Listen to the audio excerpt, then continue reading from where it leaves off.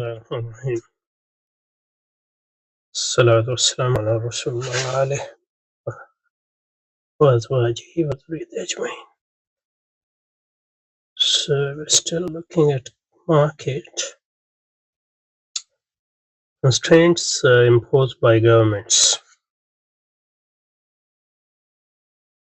Constraints imposed by governments requiring that goods or services transfer on certain terms, even though one or both parties would not freely exchange on those terms, is called intervention in the market. The governments.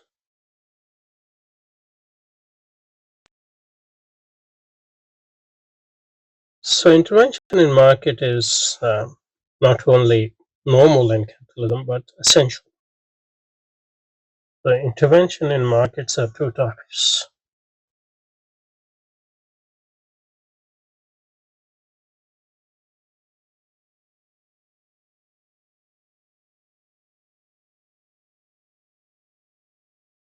Constrained capitalism, because unconstrained capitalism. So that's not a rejection of capitalism. Unconstrained capitalism might destroy itself and society with it. So that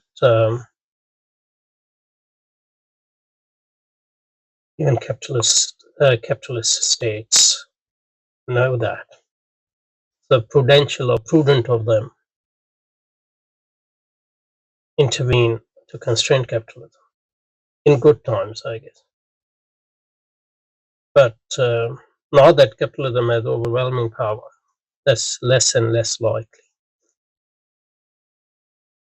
But intervention in market is normally to help capitalism, rescue capitalism, correct markets, so-called corrections in markets. So that's normal. So to think that intervention in market is non-capitalistic is not to understand capitalism at all and take freedom literally. As free markets are free only in the sense that they're free from non-capitalist constraint. They are not free to do anything. They're free only to do what capitalism and its spirit requires. That's what freedom means.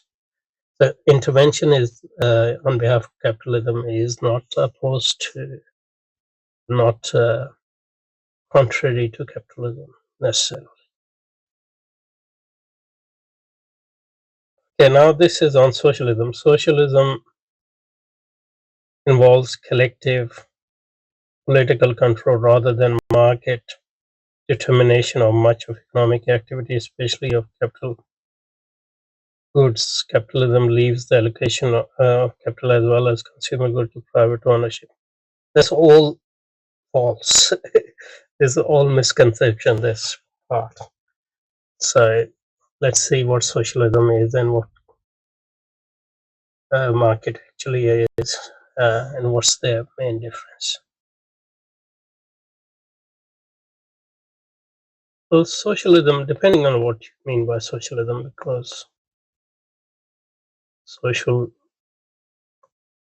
democratic capitalism is also sometimes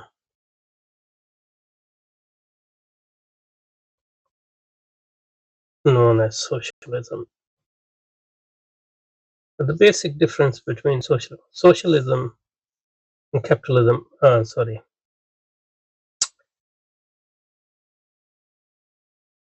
so we can say capitalism with capital C is the main thing.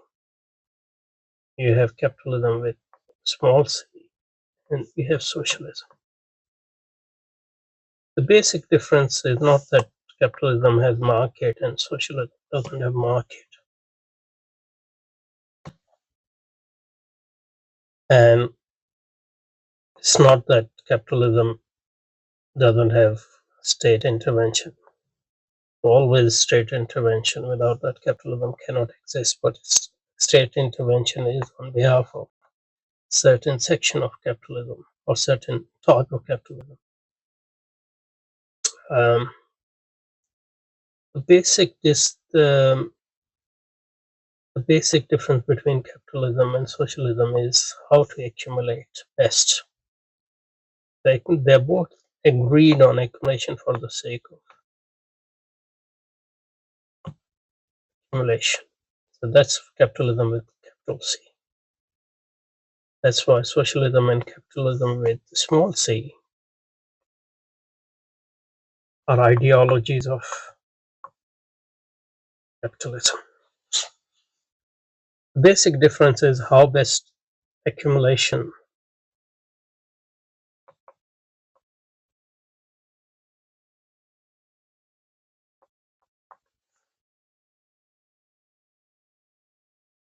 and in socialism that's done through planning. Normally planning is the level of state.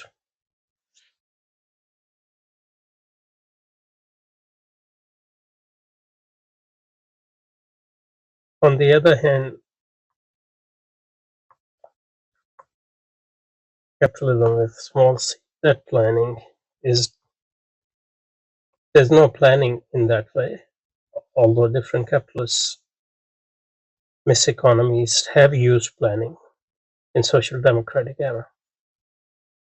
But planning as such is not against capitalism, but through stock exchange. So it's in a stock exchange and the prices of share ultimately determine where to invest and what to invest and what to do and what not to do. So it's nothing to do with government or non-government or freedom or non-freedom of markets. Yeah. So socialism involves collective political control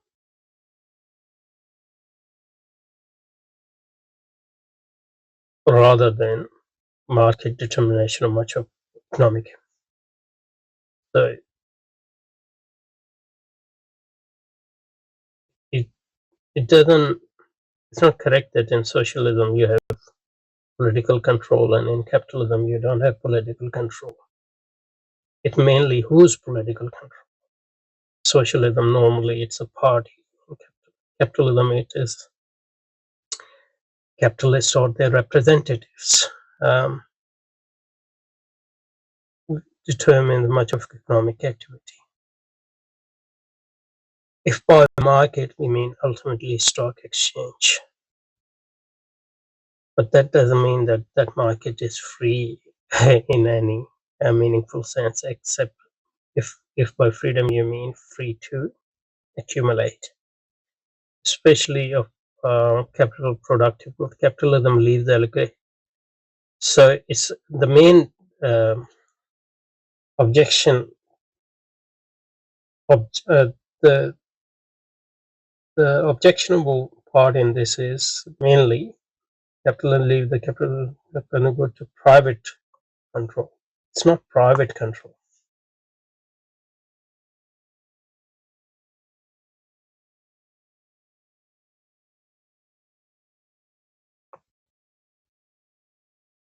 Private control in capitalism becomes less and less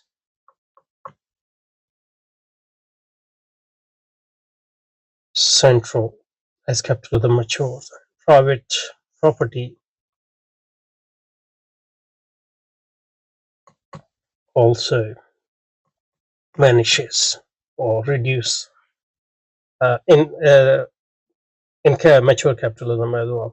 The only thing is that capitalism does it through through limited company, and the difference between ownership and management, uh, and the conception of limited liability, and socialism does it through state. But then there's no difference in socialism and capitalism as there's no private in any of them. Because why there can't be any private ownership? Because what rules in both capitalism and socialism is capital itself and its logic. And if you don't follow its logic, then you are out of business.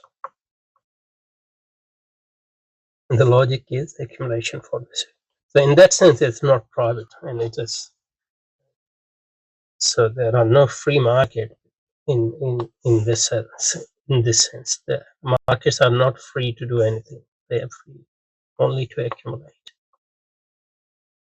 So in that sense, neither in socialism nor in capitalism, a small c, there is any private ownership. And it's not private owners who determine the market, but it's oligopolistic cooperation with the help of capitalist states, which determine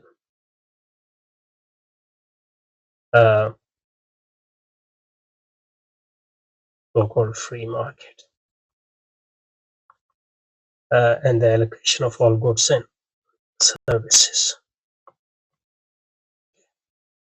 Okay, probably we should stop here and continue from here. Subhanakallah wa bihamdika nashhadu an la ilaha illa anta astaghfiruka wa natubu ilayk. Sallallahu ala sayyidina Muhammad wa alihi wa sahbihi ajma'in.